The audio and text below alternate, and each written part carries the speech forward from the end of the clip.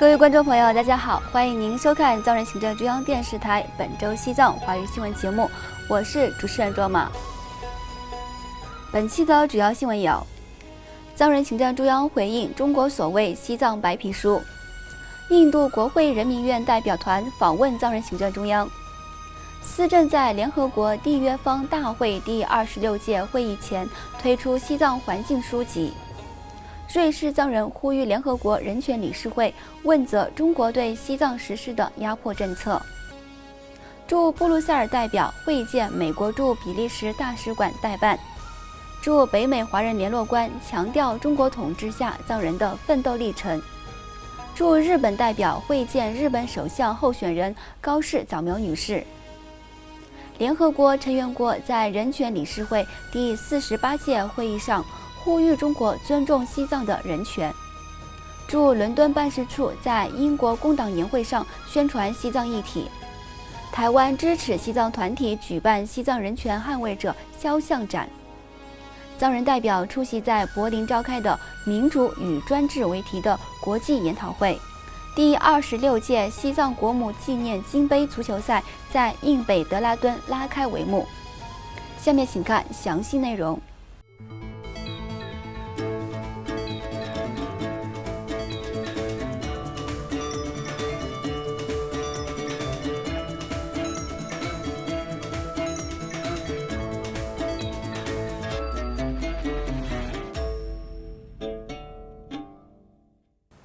首先来看今天的第一则消息。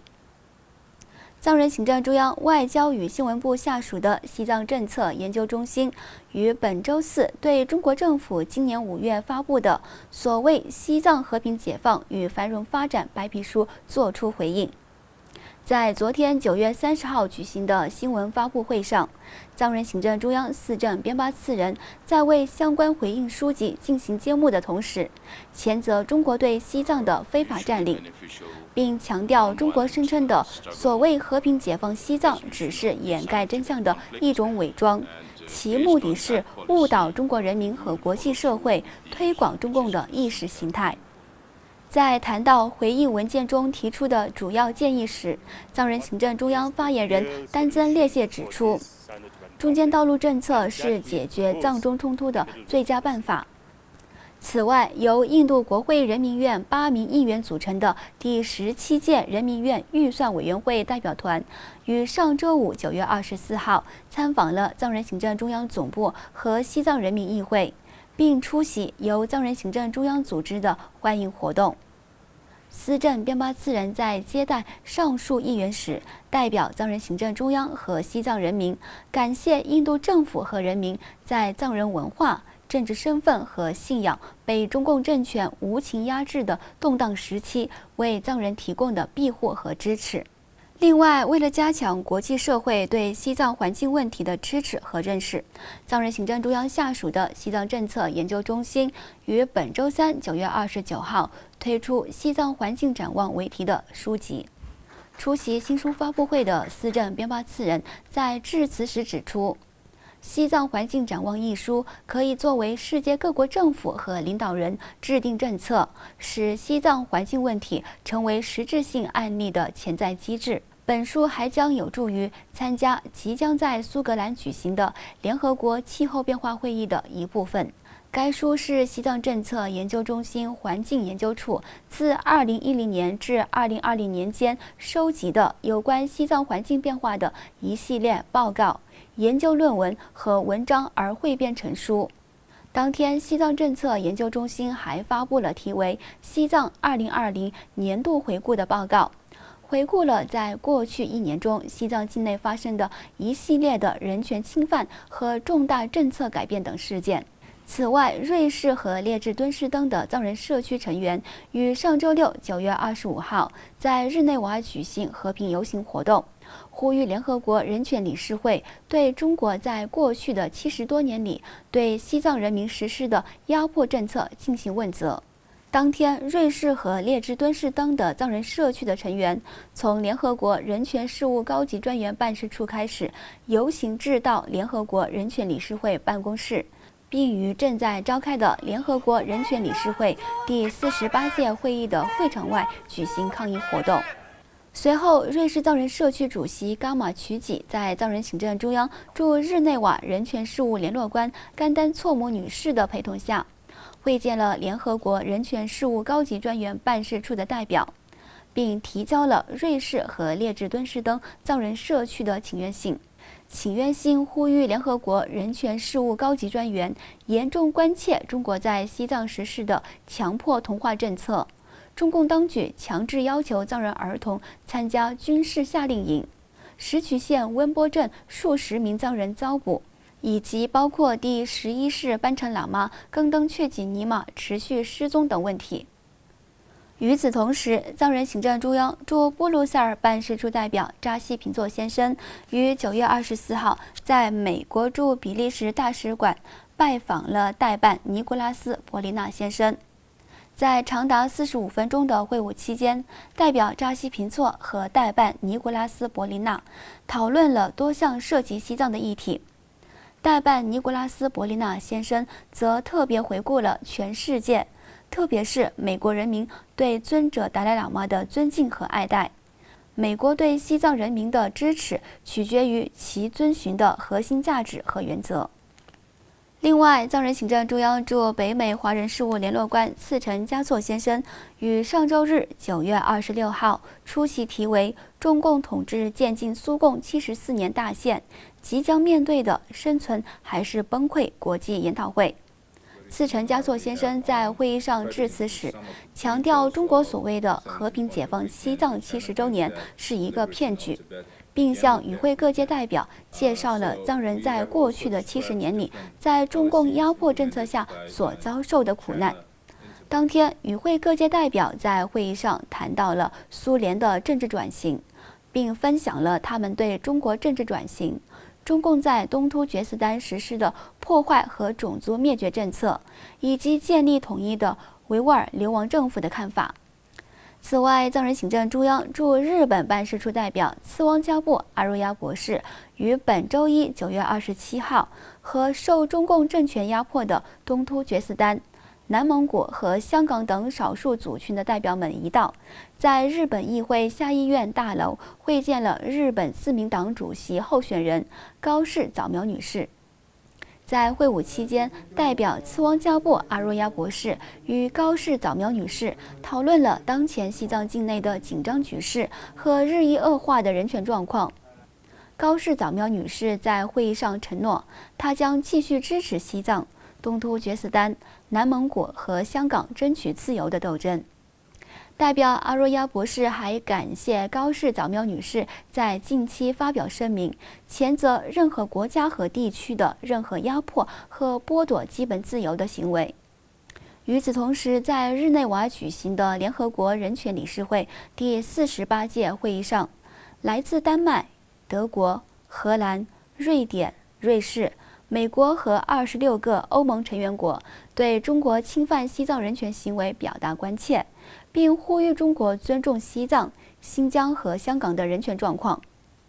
对此，藏人行政中央驻日内瓦办事处人权事务联络官甘丹措姆女士在会议期间发表口头声明，呼吁人权理事会关注中国人权状况，并对中国努力淡化和消灭西藏、东突厥斯丹和南蒙古的语言和文化的政策表达关切。他还呼吁联合国人权理事会听取50多位联合国专家的建议，建立一个独立的机制来监督、评估和分析中国侵犯人权的行为，并敦促中国政府立即停止对西藏、东突厥斯丹、南蒙古和香港实施的压迫政策。此外，藏人行政中央驻伦敦办事处代表索囊次仁先生于9月25号至28号出席了在英格兰南部举行的英国工党年会，并在会议期间展出有关西藏议题的展览和会见英国工党各区的议员。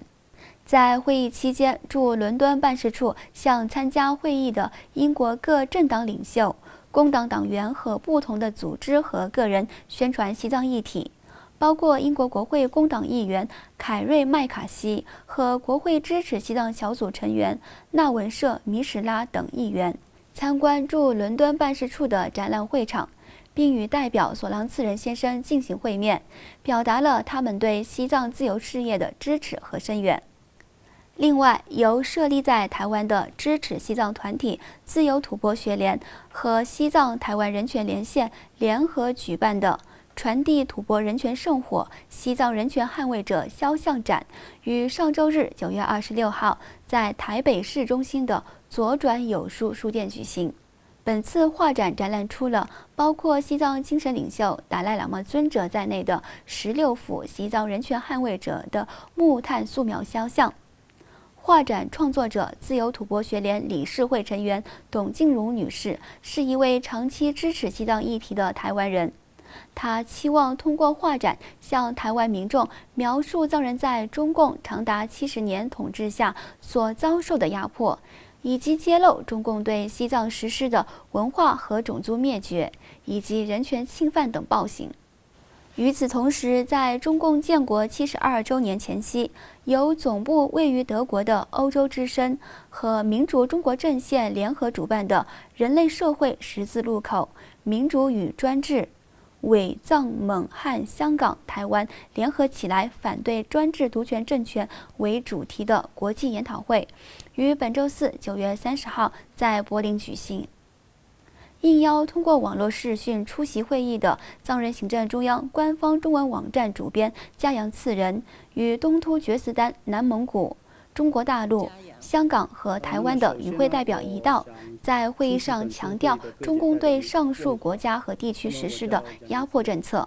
嘉阳次仁先生在会议上发言时，首先祝贺民主与专制为主题的研讨会成功举行，并代表藏人行政中央向柏林会议的主办方以及参加会议的各界代表表达了坚定的支持。他还进一步指出，藏人行政中央将按照西藏精神领袖达赖喇嘛尊者的指导，并在新任司政边巴次仁的领导下，做好汉藏民间交流工作。他指出，当然我们也会按照这个达赖喇嘛尊者的指示，做好藏汉民间交流工作并且呢，在新任司政边巴次仁先生的领导下呢，与各界朋友们一起合作共赢。谢谢大家。来自东突厥斯丹、南蒙古、香港、台湾和中国大陆的代表，包括台湾驻德国大使谢志伟教授等出席了当天的讨论会，并相续发表了讲话，就中共侵犯人权、消灭其统治下各少数族群的文化和语言、破坏生态环境和镇压维权人士的行为表达了严重关切。请继续收看本期节目的最后一则消息。西藏国家体育协会将从本周五10月1号开始，在印度北阿凯德邦的德拉敦藏人社区举办第26届西藏国母纪念金杯足球赛。这项备受期待的足球赛正在严格按照印度政府的相关防疫指令举行。而在本届比赛中，来自印度境内各藏人社区的10支队伍将参加比赛。这场流亡藏人社区最大的体育赛事是为了纪念达赖喇嘛尊者的已故母亲，于1981年首次举行。世界各国的体育爱好者可通过本台的脸书专页观看赛事直播。各位观众朋友，以上就是本期节目的全部内容。欲了解更多有关西藏境内外的讯息，请登录屏幕下方的网址。感谢大家的收看，我们下期节目再会。